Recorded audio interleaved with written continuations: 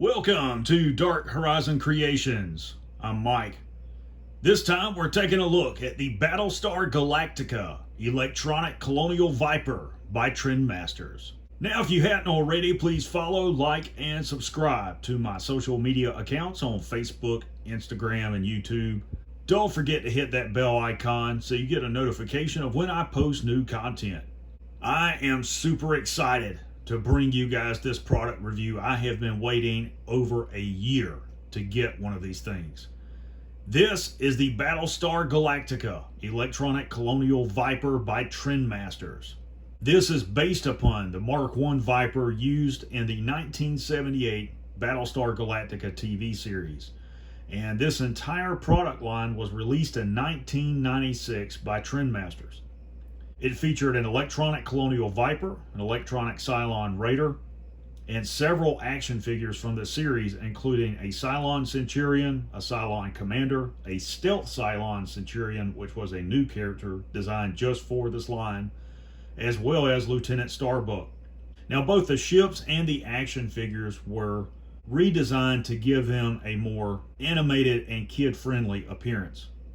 The Trendmaster Colonial Viper has some very aggressive design changes to it.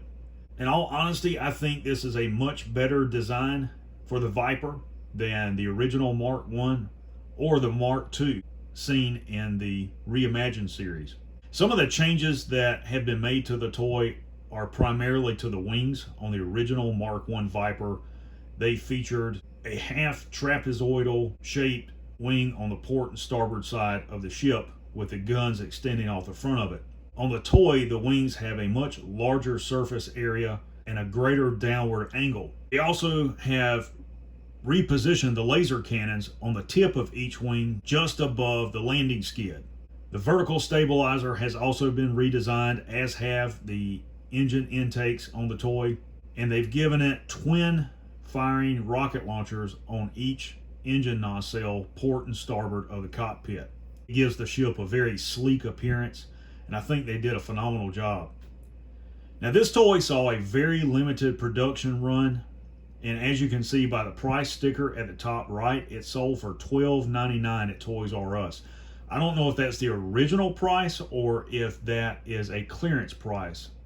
I believe it is the actual price of the toy at that time. On the packaging, you see some very cool artwork. The Cylon Centurion in the upper left and the Battlestar Galactica logo are used on all of the packaging in this line. And what I really like about this is how they integrate the actual toys with the artwork or the box art.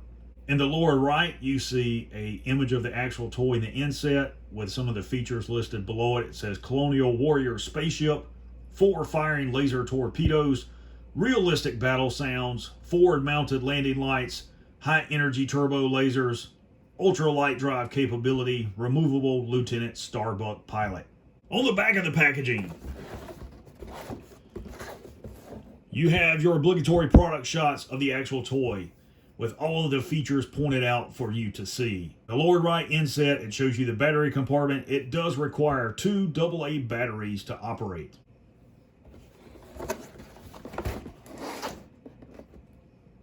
Okay, here is the electronic Colonial Viper outside of the packaging. And as you can see, this is a really cool looking ship.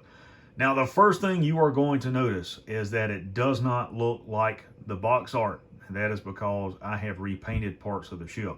Most notably, the striped area up front. I also have repainted the laser cannons on each wing. I've weathered the ship. I also attempted to repaint the canopy. I was trying to paint the frame around it and not the canopy itself to give it a metallic frame. And I was using an Elmer's paint marker, and the paint bled over onto the actual canopy and it would not come off. And for cleanup, I don't use soap and water. I use 70% isopropyl alcohol, and it still would not come off. So I used 400 and 1000 grit sandpaper to sand it down. I finally got the paint off of it, but the canopy is ruined. So at some point in the near future, I will repaint it a solid color, probably black, and repaint the frame around the canopy to make it more realistic. You'll also notice that for the missile launchers, it's supposed to have 4 and not just 2, and that is because one of the missile projectiles in the box looked like it had been chewed up by a dog, I guess. So I just used 2 of the good ones. I wiped them down with alcohol and allowed them to dry, and then placed them in the launchers. Now, from a forward perspective, you can see how aggressive this looks. This is really, really cool.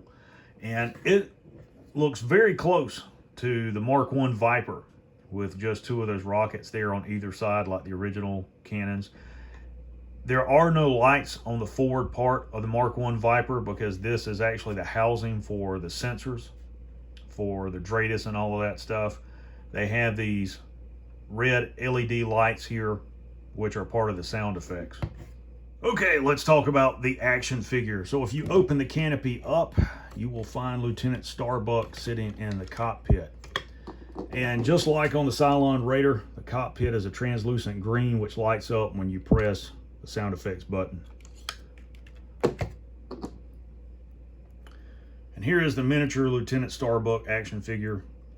Helmet is not removable, and you can see they redesigned the helmet with a sealed visor. Starbuck looks like he's been hitting the gym inside the Galactica, working out to fight the Cylons. I don't get the bright blue. I plan to repaint that a tan color to match the original uniforms. As far as articulation, the head will swivel left and right, forward and rear movement of the arms, and the legs kind of just move a little bit, and that's it. And if you open the canopy up, you kind of have to squeeze his legs in, and there you go. Now, for those interested, let's talk about dimensions of the ship. The Viper is approximately 10 inches in length, and the wingspan is 7.5 inches, and then the height is right at 5 inches. Now, for comparison, let's bring out Cylon Raider so that you can see how they scale to each other. Now, in the original series, the Cylon Raider was much, much larger than the Viper. The Raider had a crew complement of 3 Cylon Centurions, where each Colonial Viper only had a single pilot. And you can see side by side, they look really cool together. And on the Raider, I took those firing torpedoes and I glued them in place. There's supposed to be 6, I only have 4, so I glued them in place on the ship. Now let's talk about the play features. First and foremost, you can fold up the landing gear like so, and you have your firing rocket launchers. If you press the button, they're supposed to fire, but apparently they don't. And here you have the button for your lights and sound. So if you press the button, and it does have like a contact short in it. There you go. Some of the gun sounds.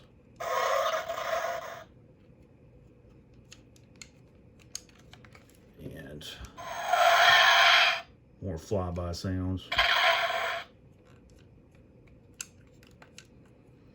I might take it apart and see if there's something that needs to be cleaned, like a contact. It's got a speaker here, which is very pronounced. And these toys are very, very loud in person. Overall, I have to say, it's an awesome collectible. If you're a fan of the original Battlestar Galactica or any of the Battlestar Galactica series, you definitely need to buy one of these. They are getting harder and harder to find, particularly new sealed in the box.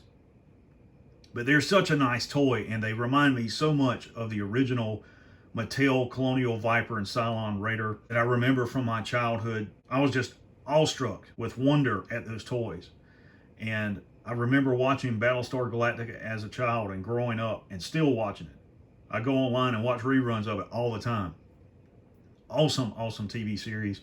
Really incredible toys. I plan to buy several more of these Vipers to make a squadron. And again, this line has been out of production since 1996. These toys are extremely old, but they are in great condition. So there you have the Battlestar Galactica Electronic Colonial Viper by Trendmasters.